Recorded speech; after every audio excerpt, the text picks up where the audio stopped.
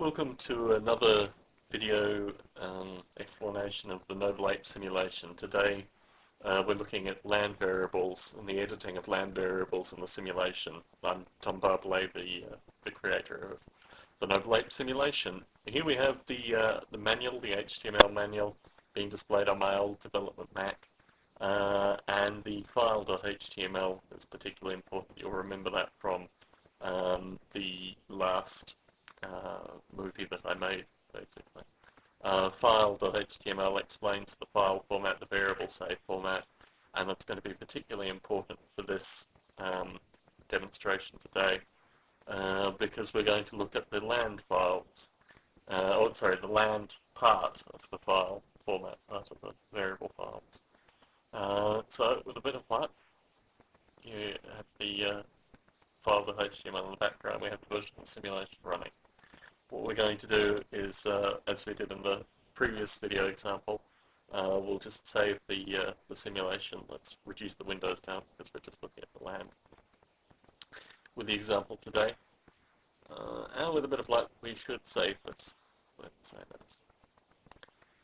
The interesting thing about the land, and this is what this example is going to be about, is the way the landscape is actually generated.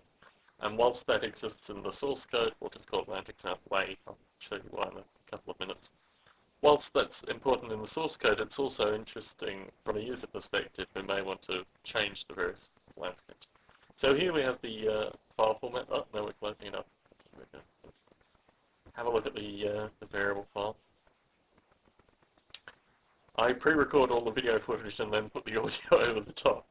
So if my audio seems a little stilted, let's just keep one BNG, let's just keep one A. But the most important part about this is the land. So if my audio seems a little stilted, it's because I'm saying it after the fact, after doing this. Anyway, so there's our land example A, which looks very familiar from the last one, although it's a totally different land example, but the file format remains the same, funnily enough. Trying to open this, as I did in the example, here we are, land example A. Let's load it, and here, this is not a fake. There's a problem loading it because it was already open in the text editor. This is something which could be changed in the future, but currently, if it's still open in the text editor, you need to close it in the text editor. I just created a new landscape for circular. And then open it again. So here we go, opening land example A. And here we go, opening it up.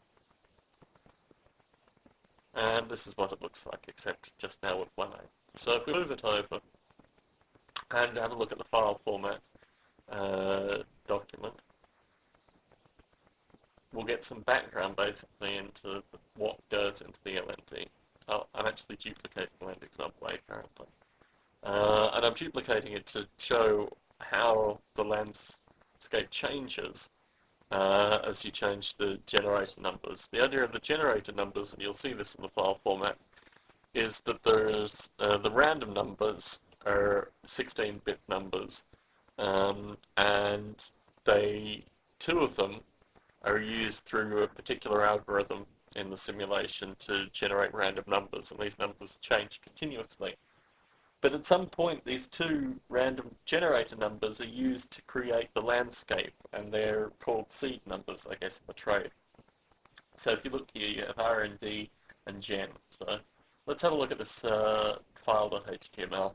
This explains everything about the variable file format, so it's very useful to have a look through it if you're looking to change certain things. You see here RND, but it's the generator stuff that we're interested in. What that meant was at the specific time, the RND numbers were the same as the generator numbers, and that was used to create the landscape. So how do these numbers actually affect the landscape? Well, what I'm going to show in an example here, you see the generator numbers, which is what I've explained basically. Here we have landscape B, and let's change it to generator numbers, simple 1000, 1000, that's always easy. And to show how much change exists just through a single incrementation, let's open the example C.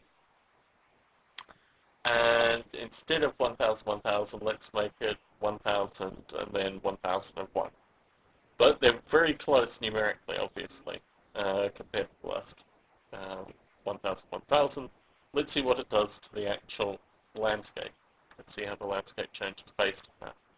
So let's move it over just so it's easy to see between the iterations, and pull up the open dialog and load land example B.